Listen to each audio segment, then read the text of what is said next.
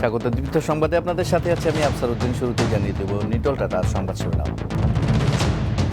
চালু হলো বহু প্রতীক্ষিত পায়রা সেতু, উন্নয়ন ব্যাহত করতে ষড়যন্ত্র হচ্ছে অভিযোগ প্রধানমন্ত্রীর। শিগগিরই হবে সংখ্যালঘু সুরক্ষা আইন, অপরাধী যে দলেরই হোক বিচার হবে, আশ্বাস আইনমন্ত্রীর।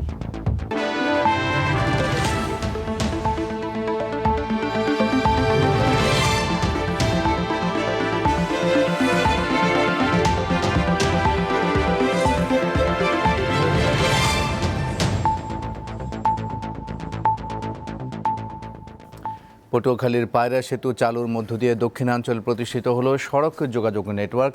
গণভবন থেকে ভার্চুয়ালি এর উদ্বোধন করেন প্রধানমন্ত্রী শেখ হাসিনা। তিনি বলেন, দেশের অর্থনৈতিক উন্নয়নে অবদান রাখবে এই সেতু। এত উন্নয়নের পরও একটি শ্রেণী উদ্দেশ্যমূলক কিছু ঘটনা ঘটাচ্ছে বলে অভিযোগ করেন শেখ হাসিনা। ২০১৩ সালে পটুয়াখালীর লেবুখালীতে পায়রা সেতুর ভিত্তিপ্রস্তর স্থাপন করা হয়। ২০১৬ সালের ডিসেম্বরের মধ্যে এটির নির্মাণ শেষ হওয়ার কথা ছিল। প্রথমে এর ব্যয় ধরা হয়েছিল ৪১৩ কোটি টাকার কিছু বেশি। পরে নকশায় পরিবর্তন আনা হলে ব্যয় বেড়ে দাঁড়ায় ১,১৭০ কোটি টাকা। অবশেষে চালু হলো বহুল প্রতীক্ষিত পায়রা সেতু। রবিবার গণভবন থেকে ভার্চুয়ালি এর উদ্বোধন করেন প্রধানমন্ত্রী শেখ হাসিনা। এটি নির্মাণে ব্যবহার করা হয়েছে বিশেষ প্রযুক্তি। নদীর মাঝখানে রয়েছে একটি মাত্র পিলার।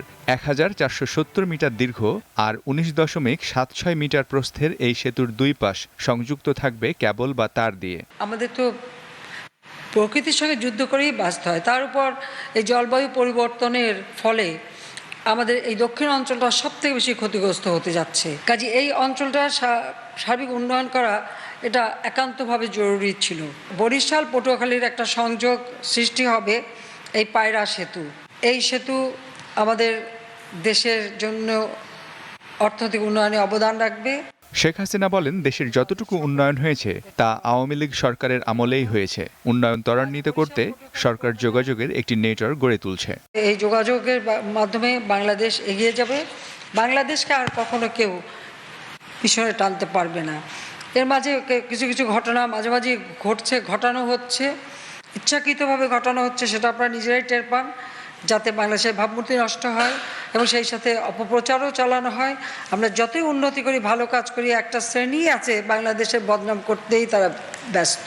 তারা এই উন্নয়নটা আর দেখে না, বরং ধ্বংসই তারা করতে চায়। এটাই হচ্ছে বাস্তবতা। এই ব্যাপারেও দেশবাসীকে সতর্ক থাকতে হবে। অনুষ্ঠানে প্রধানমন্ত্রী ঢাকা সিলেট তামাবিল মহাসড়ক ৬ লেনে উন্নীতকরণ কাজের ভিত্তিপ্রস্তরও স্থাপন করেন। এই মহাসড়ক ভবিষ্যতে আন্তর্জাতিক হাইওয়েতে যুক্ত হওয়ার সম্ভাবনা রয়েছে বলেও জানান তিনি। মিজানুর রহমান, দীপ্ত সংবাদ, ঢাকা। সংখ্যালঘু সুরক্ষা আইন করতে দ্রুত ব্যবস্থা নেওয়ার কথা জানিয়েছেন আইনমন্ত্রী আনিসুল হক। সকালে বিচার প্রশাসন প্রশিক্ষণ ইনস্টিটিউটে বিচারকদের এক প্রশিক্ষণ কোর্সের উদ্বোধন অনুষ্ঠান শেষে সাংবাদিকদের প্রশ্নের জবাবে তিনি এই কথা জানান। আইনমন্ত্রী বলেন, সারা দেশে অস্থিরতা সৃষ্টি করতে দুর্বৃত্তরা ষড়যন্ত্র করেছিল, কিন্তু দেশের জনগণ তাদের ষড়যন্ত্র রুখে দিয়েছে। এখন তারা ধরা পড়েছে। তাদের বিচার দ্রুত বিচার ট্রাইব্যুনালের মাধ্যমে শেষ করা হবে বলেও জানান তিনি। আইনমন্ত্রী বলেন, সাম্প্রদায়িক সহিংসতার ঘটনায় অপরাধী যে দলেরই হোক তার বিচার হবে।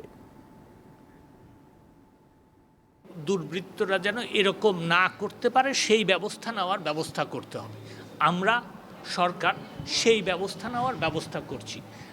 আসামি ধৃত হয়েছে, তদন্ত চলছে এবং তদন্ত শেষ হওয়ার পরে যখন আদালতে আসবে, এটা দ্রুত বিচার ট্রাইব্যুনালে এই মামলা বিচারিক কার্যক্রম করে এটা যারা এইসব করেছে তাদেরকে দৃষ্টান্তমূলক শাস্তি দেওয়া হবে।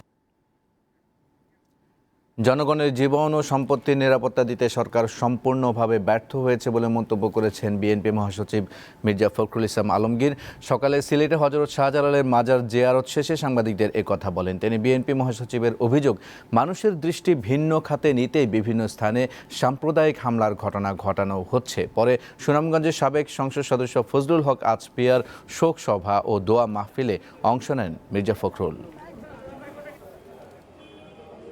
জনগণের নিরাপত্তা দিতেই সরকার সম্পূর্ণভাবে ব্যর্থ হয়েছে এবং সাম্প্রতিক যে সাম্প্রদায়িক সমস্যাগুলো তৈরি করা হয়েছে, যে নেতৃত্ব দিচ্ছে কারা, নেতৃত্ব দিচ্ছে ছাত্রলীগের ছেলেরা, নেতৃত্ব দিচ্ছে আওয়ামী লীগের লোকেরা। যে রংপুরে যে ঘটনা ঘটেছে তার নেতৃত্ব দিয়েছে সৈকত, তাদের সাংগঠনিক সম্পাদক।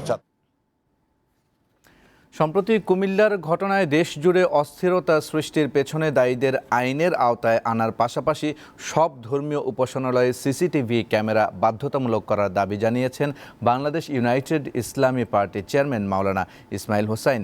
আজ জাতীয় প্রেস ক্লাবে এক গোলটেবিল বৈঠকে এই দাবি জানান তিনি।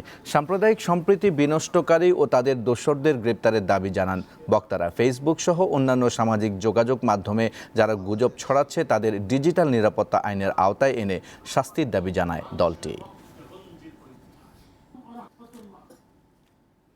রাজধানীর শ্যামলীতে একটি মোটরসাইকেলের শোরুমে ডাকাতির ঘটনায় মূল হোতা সহ চক্রের ৬ সদস্যকে গ্রেপ্তার করা হয়েছে।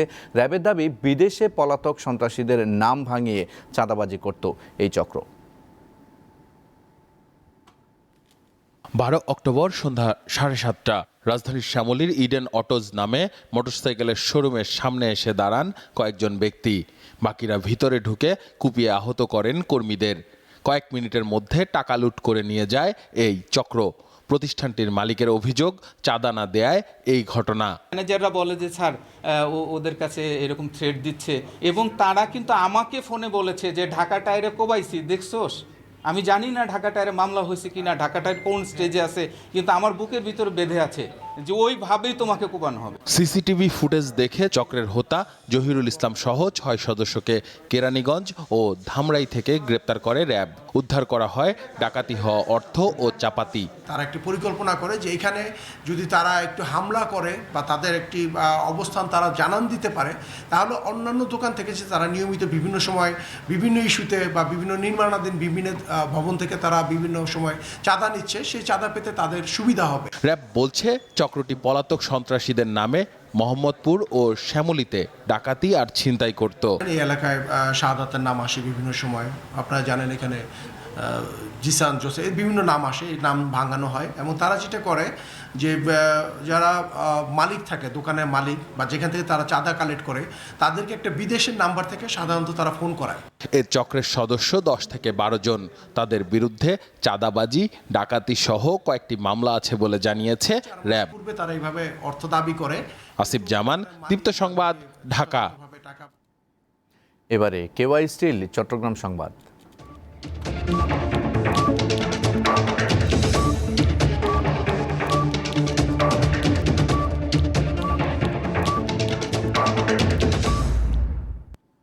কক্সবাজারের উখিয়ায় 6 রোহিঙ্গাকে হত্যার ঘটনায় 10 জনকে গ্রেপ্তার করেছে পুলিশ। বিকালে তাদেরকে আদালতে নেওয়া হয়েছে। শনিবার দিনভর রোহিঙ্গা শিবিরে বিভিন্ন স্থানে অভিযান চালিয়ে এই 10 রোহিঙ্গাকে গ্রেপ্তার করে আর্মড পুলিশ ব্যাটালিয়ন। 22 অক্টোবর উখিয়ায় ক্যাম্পে একটি মাদ্রাসা সন্ত্রাসী হামলায় ছাত্র শিক্ষক সহ 6 রোহিঙ্গা নিহত হন। এই ঘটনায় 25 জনের নাম উল্লেখ করে মামলা করেন নিহত রোহিঙ্গা আজিজুল হকের বাবা। কক্সবাজারের উখিয়ায় 6 রোহিঙ্গাকে হত্যার পর ক্যাম্পের নিরাপত্তা জোরদার করা হলেও আতঙ্ক কাটেনি। সহিংসতার জন্য আরসা ও আল ইয়াকিন নামে 2টি সংগঠনকে দুষছেন ক্যাম্পের বাসিন্দারা। 22 অক্টোবর ভোরের দিকে কক্সবাজারে গুলি ও কুপিয়ে 6 রোহিঙ্গাকে হত্যা করা হয়। তাদের 5 জনই উখিয়ার ক্যাম্প 18 দারুল উলুম নাদওয়াতুল ওলামা আল ইসলামিয়া মাদ্রাসার শিক্ষক, আর অন্যজন ওই প্রতিষ্ঠানের ছাত্র। এই ঘটনায় 10 রোহিঙ্গা আহত হয়। দুর্বৃত্তদের ধরতে অভিযান অব্যাহত রয়েছে আইনশৃঙ্খলা রক্ষাকারী বাহিনী। সন্ত্রাসীরা আমাদের ফিরতে দিবে না, মহিলা সহ অন্যরা বলছে রাত হলে ভয় লাগে। হত্যাকাণ্ডের পর প্রায় প্রতিটি ক্যাম্পে নিরাপত্তা জোরদার করা হলেও বাসিন্দারা বেশ আতঙ্কের মধ্যে রয়েছেন। সহিংসতার জন্য আরশা ও আল ইয়াকিন নামে রোহিঙ্গাদের 2টি সংগঠনকে দায়ী করছেন তারা। আরশা ইয়াকিন নাম দিয়ে তারা মানুষ খুন করছে। তারা যে মানুষ মারছে তা দেখা যায় না। সকাল হলে মরা মানুষ দেখি, রাত হলে তারা বাড়ি ঘরে হামলা করে। আরশা ও আল ইয়াকিন নামের কোনো সংগঠনের অস্তিত্ব নেই বলে জানিয়েছে এপিবিএন। প্রকৃত আরশা নামধারী কোনো লোক আসলে আমরা দাবি করেছি এরকম না, বাট যারা এখানে খারাপ কাজ করে তাদেরকে গ্রেফতার করছি। তারপর আমাদের অভিযান চলছে, যদি এরকম কোনো আমরা তাকে জিজ্ঞেস করেছিলাম, সে বলেছে যে আমি কখনো কাউকে দেখিনি, কিন্তু বলেছি ওখান থেকে যে আমাদের শীর্ষ পর্যায়ের নেতা থেকে নির্দেশ এসেছে। গত মাসের শেষের দিকে রোহিঙ্গা নেতা মোহাম্মদ মুহিবুল্লাহকেও ক্যাম্পের মধ্যে গুলি করে হত্যা করা হয়। দীপ্ত বার্তা কক্ষ। চট্টগ্রাম নগরীর খুলশী থানার লালখান বাজার এলাকায় চাঁদা আদায়ের সময় কিশোর গ্যাংয়ের ৫ সদস্যকে আটক করেছে র্যাবে। শনিবার রাতে তাদের আটক করা হয়। এই সময় তাদের কাছ থেকে ৪৪,০০০ টাকা ও একটি ছুরি উদ্ধার করা হয়েছে। র্যাব জানায়, গত ১৮ অক্টোবর এক ব্যক্তি লালখান বাজার এলাকার ভবন নির্মাণের কাজ শুরু করেন। সে সময় কিশোর গ্যাংয়ের সদস্যরা তার কাছে চাঁদা দাবি করে এবং শ্রমিকদের মারধর করে নির্মাণ কাজ বন্ধ করে দেয়। এই ঘটনায় র্যাবের কাছে অভিযোগ করা হলে ৫ জনকে আটক করা হয়। তাদের খুলশী থানায় হস্তান্তর করা হয়েছে। সংবাদে নিচ্ছে একটা বিরতি, সাথেই থাকুন।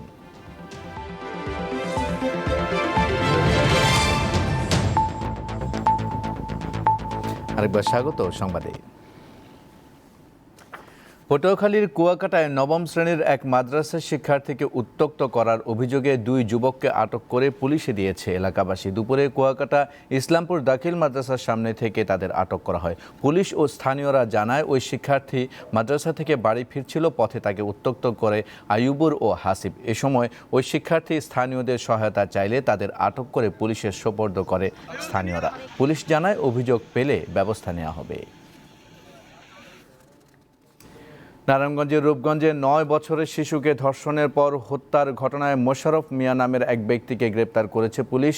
পুলিশ জানায়, শনিবার সন্ধ্যায় মোশাররফের তথ্যের ভিত্তিতে উপজেলার আনন্দ পুলিশ হাউজিং থেকে ওই শিশুর মরদেহ উদ্ধার করা হয়। নিহত শিশুর মা জানান, শুক্রবার সকালে মোশাররফ শিশুদের বাড়িতে বেড়াতে আসে। শিশুটির মা নাস্তা বানাতে গেলে মোশাররফ শিশুটিকে নিয়ে দোকানে যায়। এরপর থেকে তাদের আর খুঁজে পাওয়া যাচ্ছিল না। রাতে শিশুর মা থানায় অপহরণের অভিযোগ করেন। শনিবার দুপুরে স্থানীয়রা তাকে আটক করে পুলিশে সোপর্দ করে। পুলিশের ধারণা, ধর্ষণের পর শ্বাসরোধ করে শিশুটিকে হত্যা করা হয়েছে।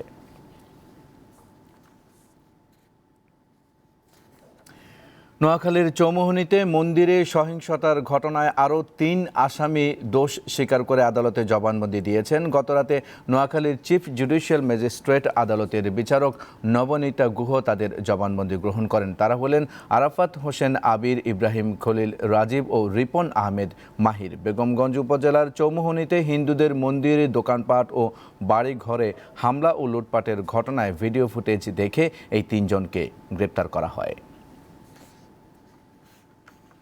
সিরাজগঞ্জে রবীন্দ্র বিশ্ববিদ্যালয়ের শিক্ষার্থীরা দ্বিতীয় দিনের মতো অনশন কর্মসূচি চালিয়ে যাচ্ছেন। ১৬ শিক্ষার্থীর চুল কেটে দেওয়ার অভিযোগে শিক্ষক ফারহানা ইয়াসমিন বাতেনের বিষয়ে বিশ্ববিদ্যালয়ের সিন্ডিকেট সভায় সিদ্ধান্ত না হওয়ায় গতকাল এই কর্মসূচি শুরু করেন তারা। ওই শিক্ষকের স্থায়ী বহিষ্কার না হওয়া পর্যন্ত আন্দোলন চালিয়ে যাওয়ার কথা জানিয়েছেন শিক্ষার্থীরা। ঢাকার ধামরাইয়ে পাওনা টাকা ফেরত দেওয়ার কথা বলে বাড়িতে ডেকে নিয়ে এক যুবকের জিহ্বা কেটে দেওয়ার অভিযোগ উঠেছে। এই ঘটনায় ৪ জনকে গ্রেপ্তার করেছে পুলিশ। ভুক্তভোগীর বাবার করা মামলার এজাহারে বলা হয়, গত শুক্রবার ধারের ৬০,০০০ টাকা ফেরত দেওয়ার কথা বলে প্রতিবেশী শফিকুল নিজ বাড়িতে ডেকে নেন সাইফুলকে। এক পর্যায়ে সাইফুলকে বেঁধে জিহ্বা কেটে ফেলা হয়।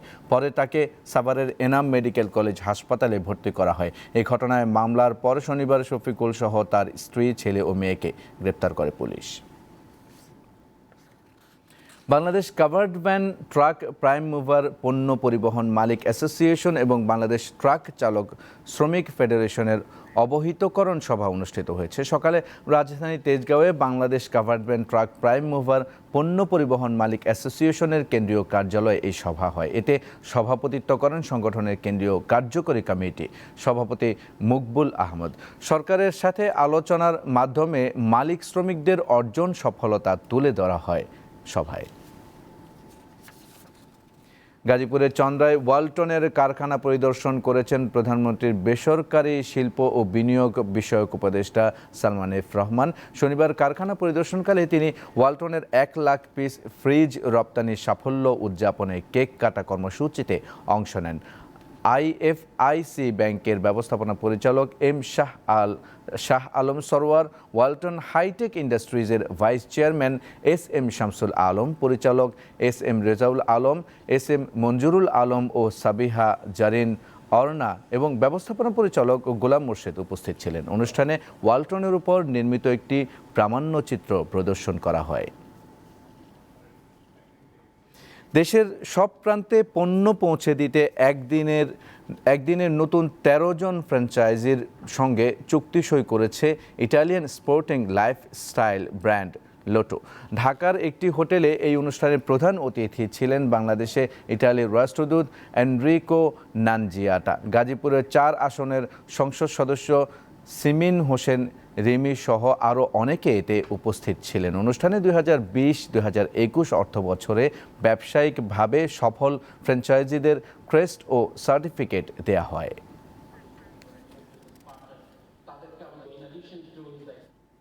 সংবাদে নিচ্ছে আবারও বিরতি, সাথেই থাকুন।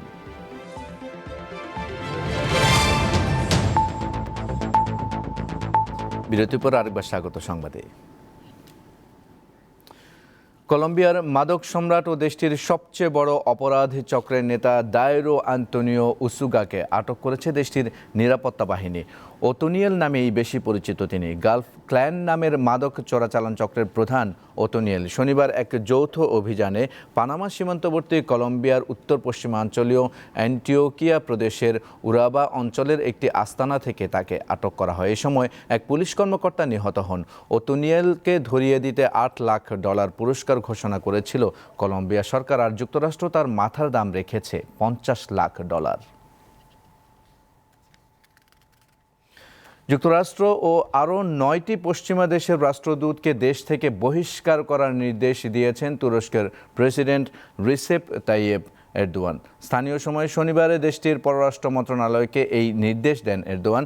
তিনি অভিযোগ করেন তুরস্কের কারাবন্দী মানবাধিকার কর্মী ওসমান কাভালার মুক্তির দাবিতে বিবৃতি দিয়ে অভ্যন্তরীণ বিষয়ে হস্তক্ষেপ করেছেন ওই 10 রাষ্ট্রদূত। কাভালাকে আটকের বিরুদ্ধে সম্প্রতি যৌথ বিবৃতি দেন তুরস্কে নিযুক্ত যুক্তরাষ্ট্র, Canada, Denmark, France, Germany, Netherlands, Norway, Sweden, Finland ও নিউজিল্যান্ডের রাষ্ট্রদূত। বিশ্বজুড়ে শনিবার করোনা ভাইরাসে ৫,৭৩৫ জন মারা গেছে। নতুন করে আক্রান্ত হয়েছে ৩,৭৪,০০০-এর বেশি মানুষ। শনিবার টানা ৫ম দিনের মতো করোনায় সর্বোচ্চ মৃত্যু হয়েছে রাজশাহী। এদিন মারা গেছে ১,০৭৫ জন। আরও আক্রান্ত হয়েছে রেকর্ড ৩৭,৬০০-র বেশি মানুষ। গত জুলাইয়ের পর চলতি সপ্তাহে যুক্তরাজ্যে করোনায় সর্বোচ্চ সংক্রমণ শনাক্ত হয়েছে। শিগগিরই মহামারী নিয়ন্ত্রণে আনতে না পারলে আগামী বড়দিনে লকডাউন দেওয়ার প্রয়োজন হবে বলে আশঙ্কা করছে কর্তৃপক্ষ।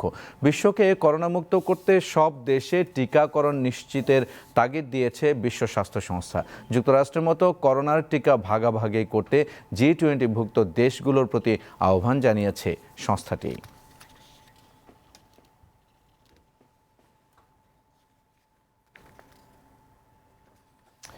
জলবায়ু পরিবর্তনের প্রভাব সম্পর্কে জনগণকে সচেতন করতে ভিন্ন এক মুরাল তৈরি করেছেন ব্রাজিলের চিত্রশিল্পী ও পরিবেশ কর্মী মুন্দানো। 10,000 বর্গফুটের এই চিত্রকর্মে তুলে ধরা হয়েছে দাবানলে ক্ষতিগ্রস্ত আমাজন বনের ছবি। রং হিসেবে ব্যবহার করা হয়েছে পুড়ে যাওয়া গাছের কয়লা ও ছাই। এটি ব্রাজিলের সাও পাওলো শহরের একটি বাড়ির সামনে তৈরি করা মুরাল, যাতে ফুটিয়ে তোলা হয়েছে আমাজন বনের ধ্বংসস্তূপে দাঁড়িয়ে থাকা এক দাবানল কর্মীর ছবি। চারপাশে পুড়ে যাওয়া বনের কয়লা আর আগুনে মারা যাওয়া অসংখ্য বন্যপ্রাণীর দেহাবশেষ। আমাজনে দাবানলের ভয়াবহতা আর সেই আগুন থেকে গাছ ও প্রাণীদের বাঁচাতে দমকল কর্মীদের লড়াইয়ের প্রতীক হিসেবে 10,000 বর্গফুটের মুরাল তৈরি করেছেন ব্রাজিলের চিত্রশিল্পী ও পরিবেশ কর্মী মুন্দানো। এই চিত্রকর্ম তৈরিতে তিনি বিশেষ রং ব্যবহার করেছেন। বনের পুড়ে যাওয়া গাছের কাঠ, ছাই ও ধূলিকণা থেকে এই রং বানিয়েছেন মুন্দানো। গত জুন জুলাইয়ে আমাজন ও আশেপাশের বনাঞ্চলের 10,000 কিলোমিটারের বেশি এলাকা ঘুরে এসব উপকরণ সংগ্রহ করেছেন তিনি। আমরা সবাই প্রকৃতির অংশ, তাই এর ক্ষতি হলে আমাদেরও ক্ষতি হচ্ছে। সেজন্য এই চিত্রকর্মের মাধ্যমে আমি কেবল প্রকৃতি নয়, উপরন্তু নিজের আত্মরক্ষার আবেদনও প্রকাশ করেছি। মুরালটিতে মেঘের তৈরি SOS বার্তার মাধ্যমে নিজের সুরক্ষা চেয়ে পরিবেশের করা আর্তনাদ তুলে ধরা হয়েছে। নাদিয়া তাবাসসুম, দীপ্ত, বার্তা কক্ষ।